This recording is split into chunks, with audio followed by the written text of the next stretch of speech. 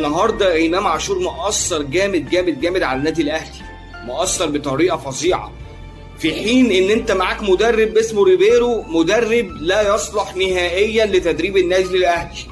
وكتير من الاعلاميين وكتير من الناس بيطلعوا على الشاشات يقول لك ايه، معلش نصبر عليه. نصبر عليه فين؟ ما ضيعنا في كاس العالم للانديه، اصبر عليه فين تاني؟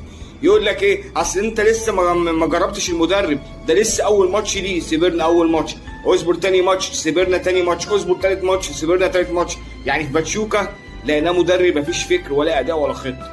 نفس الحال في انتر ميامي، تلاقي الفريق مثلا بيستلم كوره وينقل الكوره الشوط الاولاني، طب تعالى مثلا هجمه منظمه على الجون، ما كانش فيه الا الكوره بتاعت امام عاشور وكوره وسام ابو علي بس، وضربه الجزاء بتاعت تريزيجيه. جينا في ماتش بالميراس قعدنا نقسم كوره في الشوط الاولاني او على الفاضي. يعني ايه على الفاضي؟ مفيش هجمه على الجون. انا الجون بتاعهم يا جماعه بتاع بالميراس انا ما شفتوش، حارس المرمى بتاعهم انا ما شفتوش. ليه؟ مفيش شوط على حارس المرمى، مفيش انفرادات، حتى الاوفرات كلها في الباي باي، كلها بنصطاد عصافير.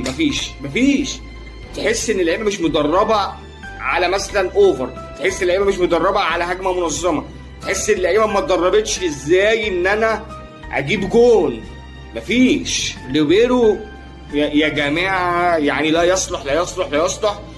وانا بقول من دلوقتي اهوت، لا قدر الله لا قدر الله ما تصعدتش الدور ال 16 والنتيجه ما كانتش موفقه قدام بورتو، انا اللي انا شايفه ريبيرو ده نقول له مع السلامه كفايه، نقول له مع السلامه كفايه.